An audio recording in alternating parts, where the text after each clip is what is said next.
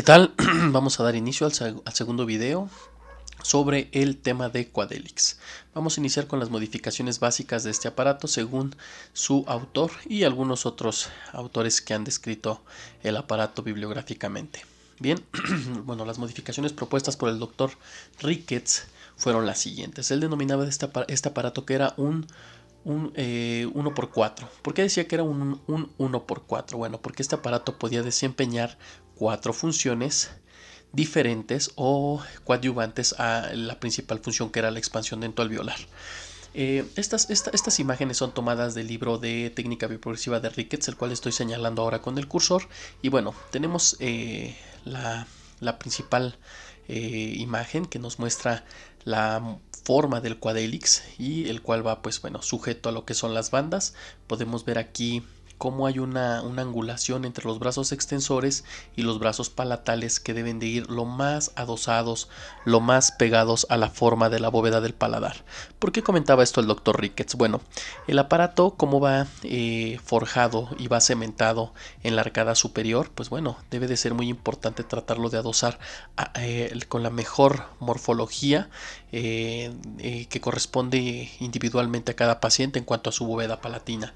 Esto por la siguiente razón: la lengua ocupa lo que es la bóveda palatina. Realmente yo siempre lo he comentado de esta forma: la casa de la lengua es el paladar, porque ahí es donde se debe de alojar y ahí es donde se debe de encontrar para realizar diferentes funciones, principalmente la de deglución. Entonces, si nosotros alejamos el aparato vaya considerablemente fuera de la mucosa palatina, vamos a interferir con lo que es la función normal de la lengua, vamos a interferir con su deglución y con su fonación. Entonces aquí, por ejemplo, este pequeño punto negro es lo que está simbolizando prácticamente el calibre del alambre con el cual es forjado el Quadelix. Y vean, está lo más adosado al paladar. Lo indicado es que quede de entre 1.5 a 2 milímetros máximo de separación entre el aparato y la mucosa palatina. ¿Ok? Entonces esta es la primera forma. La segunda forma era que el doctor Ricketts se dio cuenta que al momento de poder quitar los brazos extensores, bueno, y dejando solamente las hélix posteriores, tenía un control y un control 3D de los primeros molares. Bien, también se dio cuenta el doctor Ricketts que si colocaba unas barras transversas que estuviesen sujetas a los puentes palatales y paralelas a lo que es el puente anterior, pues bueno, este podría servir como un restrictor de hábito, específicamente del hábito de succión digital. También el doctor Ricketts se dio cuenta que los pacientes que obviamente tenían algún hábito de deglución atípica o interposición lingual, pues tenían un engrama muscular diferente en cuanto a la deglución, y esto significaba que estos pacientes pues bueno, tenían en muchas ocasiones, si no es que casi en todas, un colapso en el plano transverso del maxilar. Entonces el doctor colocaba o añadía estos espolones para obviamente hacer el control del hábito de deglución atípica, y también obviamente hacía la función de la expansión para poderle dar las dimensiones y poder reeducar nuevamente a la lengua en su posición normal. Ahora, por último, el doctor Ricketts se dio cuenta que, tomando el principio de la colocación de los hélix, esto le permitía más flexibilidad y más alcance al aparato en su biomecánica. Entonces decidió, como ya lo vimos anteriormente, colocar otros hélix a nivel de los caninos para poder llevar una expansión a nivel del sector antero superior. Bien, aquí cambia un poco la nomenclatura del nombre de este aparato y lo vamos a identificar solamente con fines académicos. En este caso, bueno, serían los brazos extensores anteriores, las hélix anteriores, el puente palatal, el puente anterior, las hélix anteriores, el puente palatal, las hélix posteriores, el brazo medial o el brazo extensor medial. ¿Ok? Entonces esa es la nomenclatura con el cual podemos conocer a este aparato, que bueno, en el estricto sentido ya no se debería de llamar Quadelix, se debería de llamar Six Helix. Bien, pero esta es la propuesta que nos hace el doctor Ricketts del aparato que pues bueno, él mismo inventó. Bien, ahora nosotros podemos ir a la bibliografía de arco recto del Dr. George Gregoret, y realmente no cambia mucho las modificaciones que el doctor también nos comparte en su libro. ¿Qué tenemos? Bueno, en el A tenemos al Quadelix con una parrilla para la succión digital. En el B tenemos un Quadelix con parrilla para succión digital y también para la interposición lingual. En el C tenemos al Quadelix con una parrilla para interposición lingual para los hábitos de deglución atípica. Y bueno, por último tenemos las prolongaciones anteriores, que son los hélix anteriores con sus brazos extensores para poder lograr una biomecánica de proinclinación o de avance y poder corregir una mordida cruzada anterior de componente dentoalveolar. Bien, ahora existen otras modificaciones, obviamente, del Six Helix, las cuales, pues bueno, podrían ser añadiéndole unas pistas de acrílico o unos topes de acrílico para poder levantar la mordida y poder favorecer la corrección de esta mordida cruzada anterior. Y como yo se los comentaba ya en algunos otros videos, este aparato, pues bueno, estos brazos extensores anteriores fueron diseñados para poder corregir una mordida cruzada anterior de componente dentoalveolar. Sin embargo, si el paciente está en una edad, de dentición temporal, es posible que nosotros también podamos corregir una clase 3 esquelética añadiendo estos pequeños ganchos para poder anclar lo que es los elásticos para una máscara extraoral. Como se los comentaba, bueno, realmente este aparato es muy versátil en su biomecánica y se le pueden hacer varias modificaciones, pero estas son las principales que tiene este aparato. Nuevamente repetimos, solamente para fines académicos, son brazos extensores anteriores, hélix anteriores, hélix mediales, puente anterior, puente palatal, hélix posteriores y brazos extensores mediales. Es solamente para fines académicos y este aparato en el estricto sentido ya sería conocido como un Six Helix. Bien, ahora existen otras modificaciones para este aparato, específicamente con la unión de los brazos palatales a bandas adaptadas a premolares. Esto es posible para tener un mejor control de la expansión, siempre y cuando lógicamente el paciente lo tolere bien y estén bien adaptadas estas bandas para lógicamente tener en todo momento el control específico tanto del sector posterior como del sector intermedio, ¿ok? Y aquí, bueno, nuevamente tenemos a un Six Helix y aquí también tenemos a otro Six Helix. Bien, obviamente este tiene alguna otra variante que le favorece la proinclinación o la protrusión de estos incisivos centrales superiores y vemos muy colapsado este paladar. Ahora, estas imágenes son tomadas de el manual del sistema de Wilson y aquí nos muestra cómo el Quadelix puede tener una biomecánica muy versátil y múltiple. Vemos aquí, por ejemplo, que el brazo extensor de este lado está empujando o está anclándose a estos órganos dentarios. ¿Con qué función? Bueno, con la función de resistir el movimiento que se quiere realizar tanto en este primer molar como en este premolar. ¿Cuál es la biomecánica que se quiere emplear? Bueno, la primera es distalización de este primer molar, como mediante la activación en el loop posterior. Y una vez que se termina de hacer la distalización, nosotros podemos, este brazo obviamente no se corta, solamente es ilustrativo, este brazo se sigue continuando el brazo extensor, pero obviamente se le da la curvatura, se hace la distalización y posteriormente se hace la vestibularización de este segundo premolar. Entonces esto está funcionando como un expansor unilateral selectivo solamente en este segundo premolar. Tenemos también la función de la contracción o de la inflexión. En este caso, bueno, el Quadelix sufre una modificación en donde se le añade un brazo extensor por vestibular, lo cual nos va a permitir tener un anclaje para poder hacer la inflexión de este primer molar. Entonces, este aparato, pues bueno, está resolviendo problemas tanto de expansión como de inflexión de forma selectiva en el sector posterior y en el sector intermedio. Bien, ahora aquí vemos las modificaciones más básicas del Quadelix y vemos el Quadelix con los espolones para controlar un hábito de interposición lingual, o vemos también una reja o una trampa lingual para el mismo hábito. Ahora recordemos que los pacientes que tienen un hábito de deglución atípica van a necesitar tener un recordatorio una vez que el hábito se haya erradicado. ¿Y cuál es ese recordatorio? Bueno, es la perla de Tucad. En lo particular, bueno, este Quadelix debería de haber tenido ya la perla de Tucad aquí para que en el momento que se erradicara el hábito se pudiese seccionar o se pudiese cortar esta trampa lingual y lógicamente pues el paciente va a poder estar ejercitando su lengua en su nueva posición con la perla de Tucad. Ahora, es importante tomar en cuenta también lo siguiente: estas dos imágenes son de un laboratorio, pero está terriblemente mal diseñado el Quadelix. En este caso las hélix posteriores tienen el hélix al contrario, o sea, está por dentro. Esto no debería de ser, esto es un absurdo. Esto realmente no tiene sentido en la biomecánica, es un aparato con un mal diseño.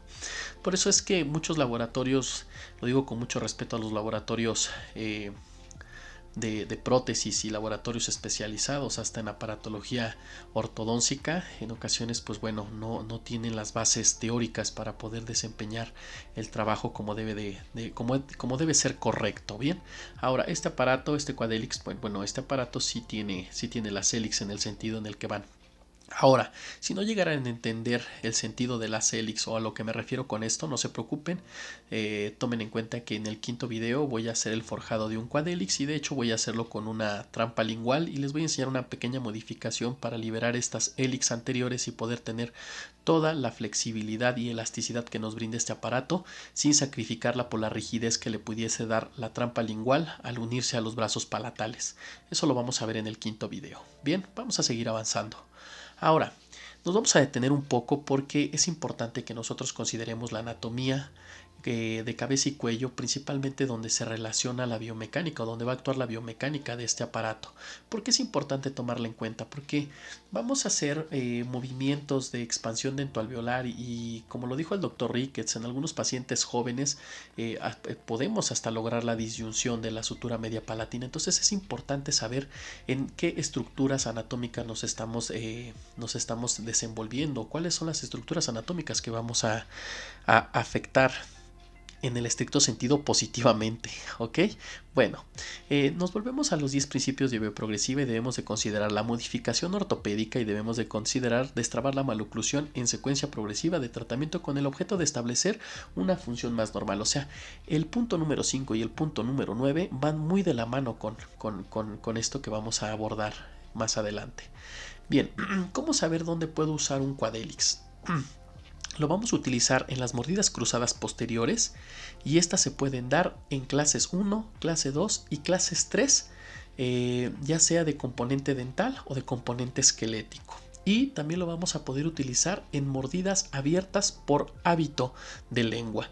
Aquí mucho cuidado, que sea de hábito de lengua, que sea la mordida abierta por un hábito pernicioso. Si es una mordida abierta por una situación esquelética o por una sobreerupción de los sectores posteriores, ya sean de los molares superiores o de los molares inferiores, bueno, aquí realmente cambia el panorama. Aquí no sería adecuado utilizar el Quadelix. Aquí seguramente iniciaríamos con otro tipo de biomecánica.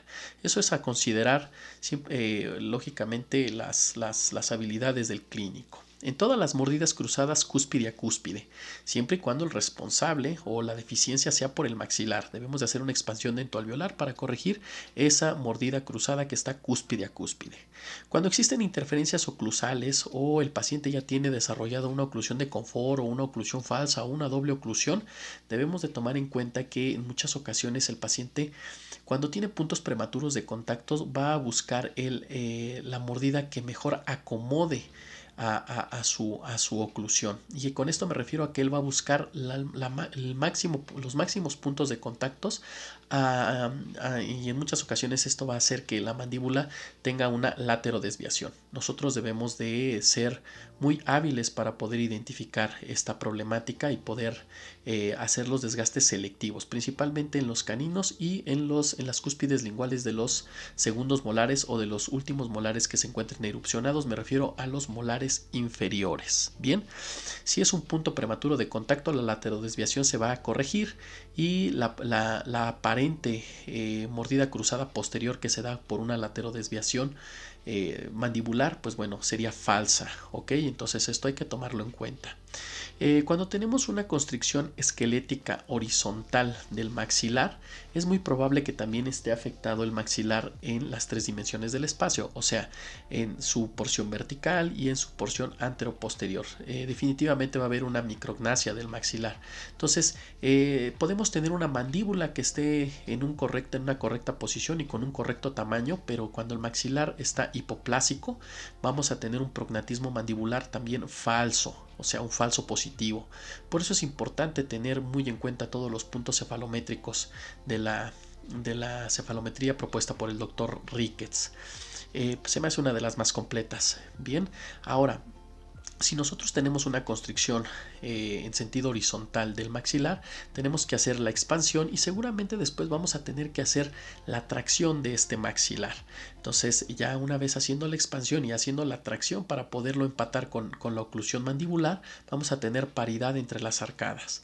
La palatinización de los procesos dentalveolares normalmente se pueden dar por traumatismos o por un desequilibrio en el pasillo de Thomas. Esto es importante poderlo detectar porque seguramente también vamos a encontrar un maxilar o unas arcadas en lo general muy comprimidas. Entonces vamos a tener un apiñamiento seguramente de leve a moderado y pues, vamos a tener áreas de oportunidad para hacer expansiones. Estamos abordando ahorita el tema del quadélix y bueno, nos vamos a centrar a expansiones del maxilar, pero bueno, también la mandíbula en un menor grado, pero también puede aceptar cierto grado de expansión dentoalveolar. Bien, eso lo vamos a ver más adelante con un aparato que se conoce con el nombre de Bayelix y con otro aparato que también lleva por nombre el Quadaction. Pero eso lo vamos a ver más adelante en otro video, donde tocaremos específicamente estos dos aparatos de expansión dentoalveolar de la arcada inferior. Bien, ahora, los hábitos bucales perniciosos aplica la utilización de un Quadélix si el paciente presenta una succión digital o presenta una deglución atípica. Recordemos, los pacientes que tienen una deglución atípica y una succión digital seguramente van a ser respiradores bucales o van a tener un bajo desarrollo de las vías aéreas superiores. Entonces, fueron los descubrimientos que hizo el doctor Ricketts en sus pacientes, que una vez que hacía la expansión dentoalveolar, algunos pacientes también sufrían modificaciones en la sutura media palatina, ampliando el ancho de las cavidades nasales y esto pues bueno favorecía lógicamente la permeabilidad de las vías aéreas. Entonces es un aparato que podría funcionar muy bien en este tipo de pacientes. Debemos también tomar en cuenta que los pacientes que tienen un paladar alto, estrecho o conocido como doble paladar pudiesen también necesitar en cierto momento una cierta expansión, siempre y cuando esta estrechez del paladar esté generando una proinclinación de los incisivos centrales superiores o esté generando un apiñamiento o un apiñamiento de los órganos dentarios. Entonces esto nos está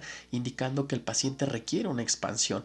Ahora, existen pacientes que tienen paladar alto, existen pacientes que tienen paladar estrecho y no tienen ningún problema de maloclusión.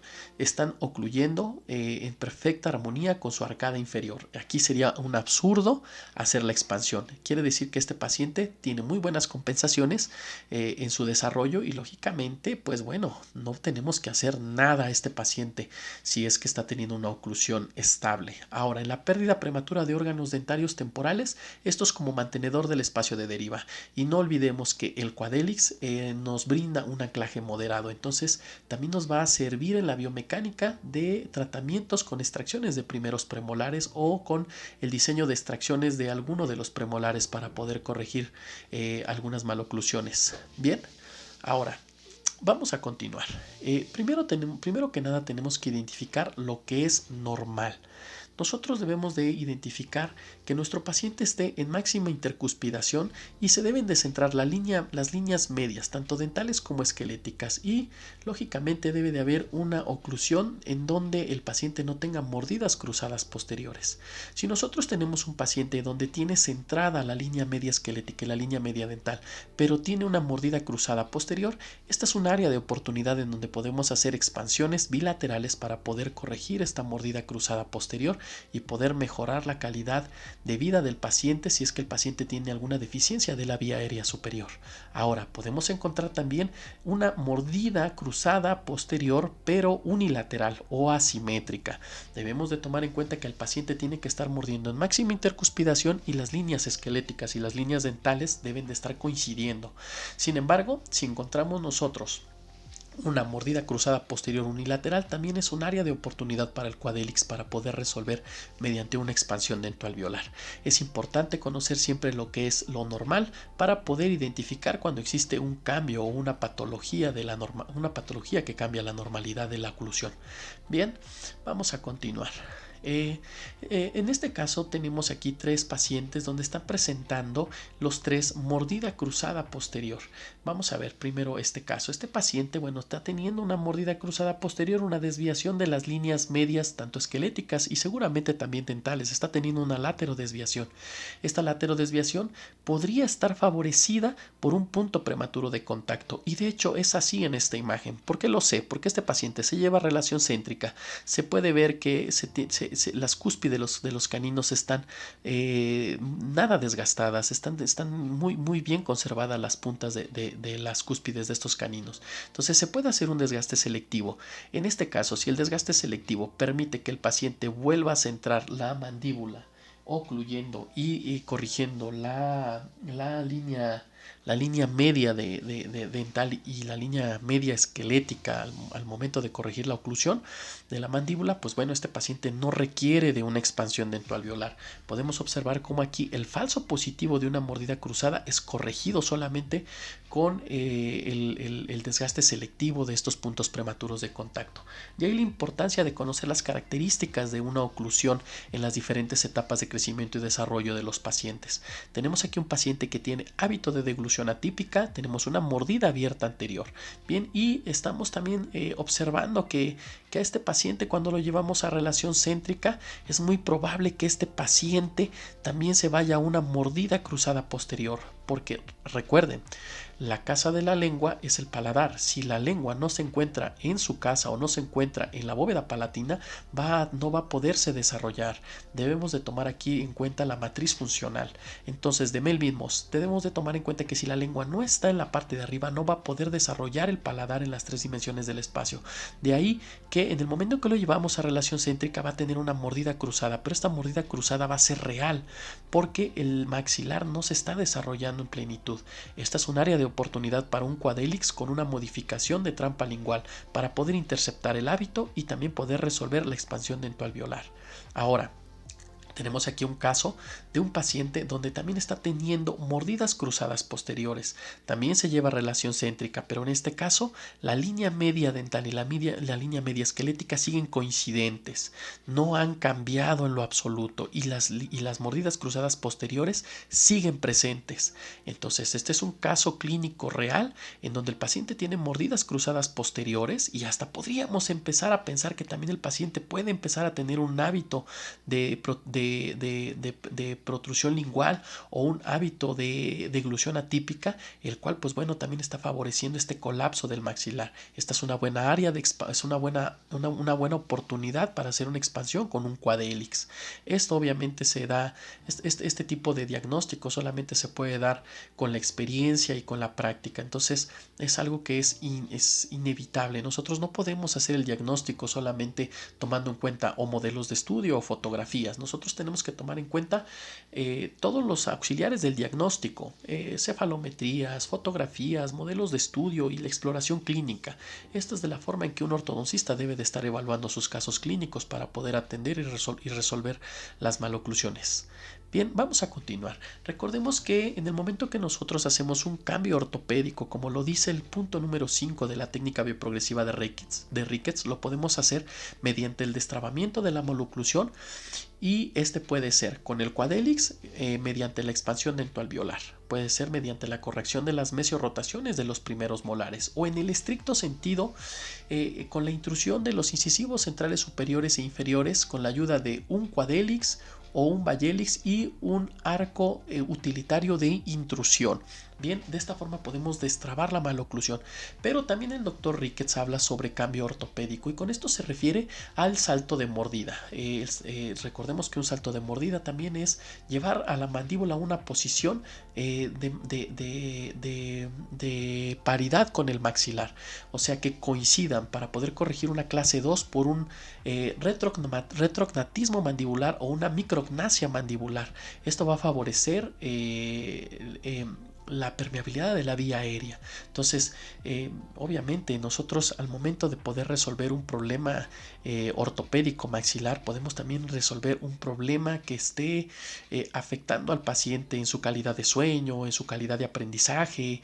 Vemos aquí la incompatibilidad labial, una carita totalmente larga, una carita totalmente como la conocemos, una fase aracnoidea. Entonces nosotros trabajamos muy de la mano con los alergólogos pediátricos y con los otorrinolaringólogos, ya sea para adultos o para pequeñitos. Bien, vamos a continuar. Más que dientes, debemos de tomar en cuenta que cuando hacemos la utilización de un Quadelix, vamos a hacer las expansiones dentoalveolares y estos órganos dentarios se encuentran incrustados en el hueso alveolar, pero el hueso alveolar a su vez está íntimamente relacionado con el hueso basal. En el momento que nosotros hacemos una expansión dentoalveolar y no se diga una disyunción, vamos a estar afectando las diferentes suturas con las que se relaciona el maxilar, que es el vómer, los cornetes, el hueso etmoides, el hueso cigomático, el hueso esfenoides, los huesos palatinos. O sea, es una cantidad de huesos que rodean al maxilar, los cuales pues van a ser afectados de forma directa por las expansiones y por la biomecánica que desarrollemos con el Quadelix. Esto es algo interesante. Ahora, destrabar la maloclusión. ¿Qué es destrabar la maloclusión para el Quadelix? Hacer la expansión dentoalveolar, corregir las mesiorrotaciones y en ese momento va a haber una liberación de la mandíbula, una liberación específicamente de lo que es el cóndilo. Se va a liberar en vertical y se va a liberar en sagital. Como ya lo sabemos y ya lo hemos revisado en videos anteriores, sabemos que Graeber dice que en el momento que nosotros hacemos la descompresión condilar de la fosa glenoidea, vamos a tener un aumento del metabolismo y por lo consiguiente una remodelación de la cavidad glenoidea, una remodelación del cóndilo y por lo consiguiente la resolución de un caso clínico que es clase 2 esquelética por mandíbula retrógnata o mandíbula micrognática. Debemos de ver que el cóndilo está relacionado íntimamente con lo que es el hueso esfenoides y el hueso esfenoides forma parte, una parte del hueso temporal, perdón, no del esfenoides, del hueso temporal forma parte de lo que es la base craneal. Nosotros en nuestros tratamientos de ortodoncia no podemos interferir en la base craneal directamente, pero sí modificando el plano de oclusión, lo cual va a favorecer que un paciente se perpetúe en un problema de clase 2 o se resuelva, y lo mismo para una clase 3. ¿Okay? Esto tiene que ver con intrusiones y extrusiones del sector posterior. Vamos a hacer modificaciones y de eso va a depender también el desarrollo y crecimiento de todo el macizo facial. Vamos a continuar. Como ya se los había mencionado, los órganos dentarios están incrustados en lo que es el hueso alveolar y esto a su vez relacionado con el hueso basal propio del maxilar. Las relaciones que existen entre la oclusión y que relacionan a la mandíbula con el maxilar también van a ser íntimamente importantes y porque se van a relacionar y vamos a poder hacer modificaciones en donde podemos hacer la corrección de una maloclusión mediante camuflaje o mediante ortopedia. El Quadelix lo permite en ciertas etapas de desarrollo y crecimiento y en ciertas etapas y fases también de los tratamientos ortodóncicos y ortopédicos. Vemos aquí cómo se encuentran en íntima relación los cóndilos con la base craneal. Entonces nosotros inferimos también en ese crecimiento y desarrollo, no directamente, pero sí de forma indirecta con la modificación del plano oclusal.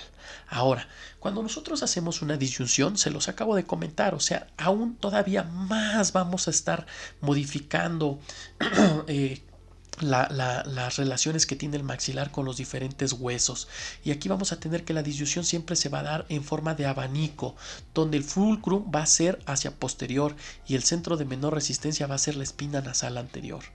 Lo mismo tenemos en un corte coronario. El fulcrum va a ser a nivel de los huesos nasales y estos van a rotar fuera de la línea media los procesos maxilares. Entonces vamos a tener una disyunción en forma de pirámide.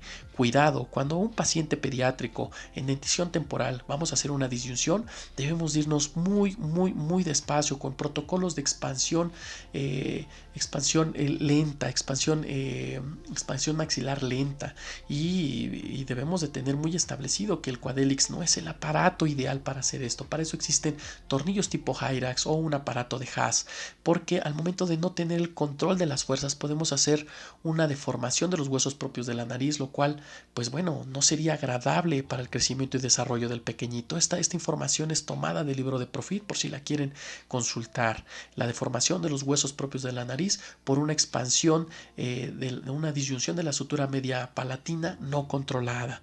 Ahora, estas son los esquemas que el doctor Ricketts nos hizo favor de ilustrarnos en su libro para podernos ejemplificar cómo la expansión con el uso del Quadelix mejoraba también, aumentaba el ancho de las fosas de la cavidad nasal.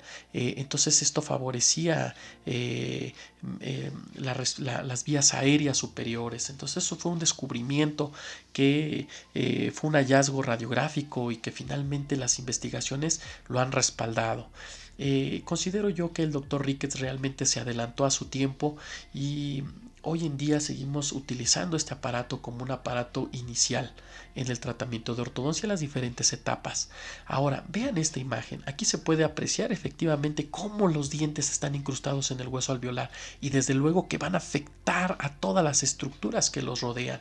Por eso es importante conocer de anatomía para saber qué nos vamos a encontrar y qué efectos secundarios podemos tener. Pero todos estos efectos secundarios o estos efectos que buscamos con la expansión dentoalveolar deben de ser en beneficio del paciente y en beneficio de nuestro plan de tratamiento. ¿Ok? Bueno, yo tenía un maestro que me dio clases a mí en posgrado. Y él me decía, si no entran tus carros, amplía el estacionamiento. Y era una situación a veces de risa, ¿no? Me decía, bueno, o sea, tienes varias formas de obtener espacios para la ortodoncia. Y nosotros como ortodoncistas, pues bueno, decíamos, ¿cómo puedo obtener espacios? Proinclinación, protrusión de los incisivos centrales superiores, corrección de las rotaciones en los sectores posteriores, expansión dentoalveolar, disyunción de la sutura media palatina, distalización, stripping. Y yo creo que como última opción debemos de tomar las extracciones. No es que yo esté en contra de las extracciones, pero hubo un tiempo en la historia de la ortodoncia donde muchos casos clínicos se resolvían con extracciones. Hoy en día las extracciones están indicadas en los tratamientos de ortodoncia, pero se debe de buscar otras alternativas para mutilar lo menos posible al paciente. Sin embargo, quiero que quede muy claro, si el paciente necesita extracciones porque es la mejor biomecánica que va a resolver su caso clínico, el paciente va a llevar extracciones. Pero hoy tenemos más elementos para poder resolver problemáticas de espacio. Bien, si no entran tus carros, pues bueno, haz más grande el estacionamiento. En este caso, pues bueno, haz una expansión o una disyunción. Vamos a dejarlo que en este caso clínico se hizo una expansión dentoalveolar. Bien, ¿cómo se puede lograr una expansión dentoalveolar? Con el uso de un Quadelix. Ahora, esta es una similitud entre la técnica de Sadao Sato, llamada técnica Mew, y la técnica bioprogresiva del Dr. Ricketts, la cual nos dice destrabar la maloclusión. El Dr. Ricketts lo menciona en el punto 9, destrabar la maloclusión de forma bioprogresiva para poder llevar al paciente a una función más biológica. ¿Cómo lo dice Sadao Sato? Sadao Sato dice que debemos de quitar los puntos de interferencia para poder también reconstruir el plano de oclusión y poder corregir una clase 3. Entonces, ambos autores tienen razón en el aspecto de destrabar la maloclusión, de quitar los puntos de interferencia. Esto nos va a ayudar indudablemente a corregir la posición inicial de la mandíbula, la cual, bueno, una vez que nosotros tengamos esa mandíbula en una relación céntrica, sin interferencias, en una buena posición, hablando en las 3 dimensiones del espacio, seguramente nuestro tratamiento y nuestra perspectiva de solucionar solucionarlo, va a cambiar. La verdad es que tanto el doctor Ricketts como el doctor Sadao Sato fueron visionarios en este aspecto. Se dieron cuenta que haciendo intrusiones y moviendo los órganos dentarios y modificando el plano de oclusión con referencia a Shi o con referencia a las arbotantes donde se debe de colocar el plano de oclusión, pues bueno, esto modificaba también la posición de la mandíbula, y si era en pacientes en desarrollo y crecimiento, modificaba también las estructuras que forman parte del piso de bóveda craneana. Bueno, espero que les haya gustado, espero que este video les sirva en su educación, de su preparación como ortodoncistas, y pues bueno, estamos en contacto. Que tengan un excelente día. Saludos.